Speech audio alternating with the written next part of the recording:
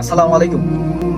নারে তাকবীর, আল্লাহু আকবার, নারে রিসালাত, ইয়া রাসূলুল্লাহ।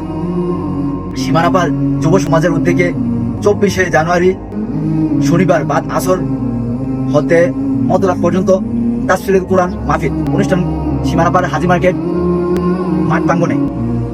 তো প্রধান অতিথি থাকিবেন মোহাম্মদ আতিকুর রহমান সাহেব, ঢাকা।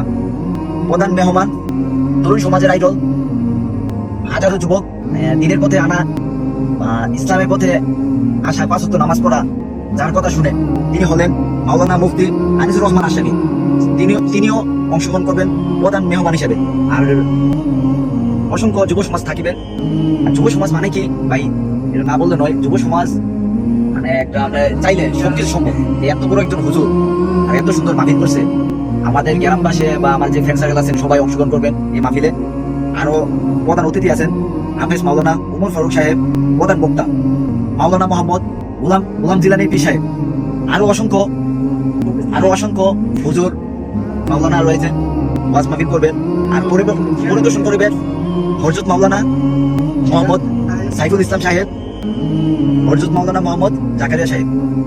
আর আরেকটা সুন্দর একটা দিক নিয়ে রয়েছে, মহিলাদের জন্য পদ্মা সহকারে একটা প্যান্ডেল করা হয়েছে। সব মহিলাদের জন্য মানে পর্যাপ্ত পরিমাণ জায়গা রয়েছে, সবাই আসবেন। আর বিশেষ কথা আমারও রয়েছে, সবাই ইনশাল্লাহ অংশগ্রহণ করবেন। আর এই যুব সমাজের মাহফিল মানে কি সবাই জানেন ভাই, অসংখ্য সুন্দর পরিবেশ করেছে সীমানাপার হাজি মার্কেট। সবাই আসবেন। আর আমাকে ইনভাইট করছে আমার বড় ভাই মোহাম্মদ তানভীর আহমেদ।